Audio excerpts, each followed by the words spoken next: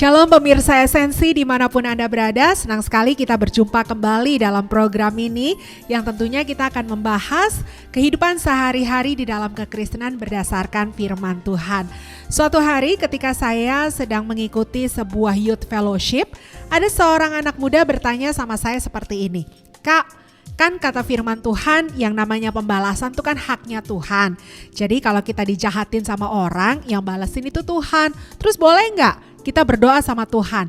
Berdoanya tuh kayak begini, Tuhan kan engkau yang balesin tuh temanku yang nakal, temanku yang jahat itu. Tolong ya biar dia itu masuk ke God, biar dia itu menderita, biar dia itu hancur-hancuran dan lain sebagainya. Toh bukan kita kan yang ngebales, kan Tuhan yang ngebales. Tapi boleh nggak kita berdoa seperti itu?" Iya. Pemirsa Esensi dimanapun kita berada, memang pembalasan itu haknya Tuhan. Tetapi kita juga harus menyadari kenapa Tuhan berkata bahwa pembalasan itu haknya Tuhan. Karena memang kalau kita yang diizinkan untuk membalas yang jahat kepada kita, percaya pemirsa, kita tidak akan pernah adil ketika kita membalas siapapun yang jahat sama kita. Misalnya, saya kasih contoh. Kalau kita dengar kata tawuran gitu ya, antar dua kelompok. Nah, kadangkala itu bukan baru terjadi atau bukan baru bertengkar pada saat itu, tetapi ada story sebelumnya di mana misalnya ada satu orang dari kelompok A, lalu satu orang dari kelompok B, dua-duanya bertengkar.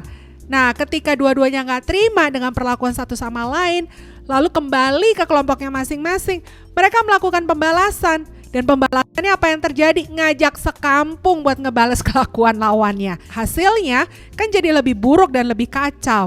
Nah, itu kalau manusia mau melakukan yang namanya pembalasan. Ada orang bilang pembalasan itu pasti lebih kejam dari apa perlakuan yang sebelumnya. Nah, untuk itu Tuhan tahu pemirsa, kita tidak diizinkan untuk membalas yang jahat dengan yang jahat.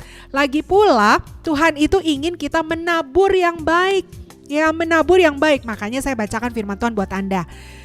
Di dalam kitab Amsal pasal yang ke-24 ayat 17 dan 18. Jangan bersukacita kalau musuhmu jatuh. Jangan hatimu beria-ria kalau ia terperosok. Supaya Tuhan tidak melihatnya dan menganggapnya jahat, lalu memalingkan murkanya daripada orang itu.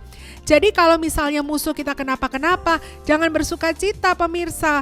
Karena sebetulnya kita itu sedang diuji untuk menabur kebaikan ketika ada orang yang berbuat jahat sama kita. Nah, kalau kita menabur kebaikan, kan tuaiannya jadi baik. Nah, kalau kita bersukacita atas kesusahan musuh kita, itu kan sebetulnya berbuat jahat. Dan kalau berbuat seperti itu, nanti tuaiannya juga jahat. Jadi Tuhan gak kehendaki. Jadi biarlah kita tetap menabur baik, menabur baik, menabur baik, supaya kita menuai baik. Nah, urusan pembalasan itu urusan Tuhan. Nah, pertanyaan berikutnya, Tuhan nanti balasnya kayak apa? Ya itu terserah Tuhan pemirsa. Dan percayalah Tuhan itu selalu punya yang terbaik untuk melakukan segala sesuatu. Kadangkala tidak sesuai dengan keinginan kita. Ya iyalah, kalau keinginannya jahat ya gak mungkin diikutin sama Tuhan. Tetapi Tuhan itu punya tindakan-tindakan yang cocok, yang tepat dalam segala keadaan. Dan Alkitab katakan Tuhan itu kalau membalas, kalau menghakimi adil adanya, mendatangkan kebaikan. Jadi biarlah Tuhan berurusan dengan caranya. Karena pastinya kalau Tuhan itu bertindak, semuanya mendatangkan damai sejahtera. Untuk itu pemirsa Esensi dimanapun Anda berada, jangan pernah berkerinduan untuk membalas segala sesuatu yang bukan bagian kita, atau mengharapkan yang jahat yang Tuhan lakukan kepada orang yang berbuat jahat kepada kita.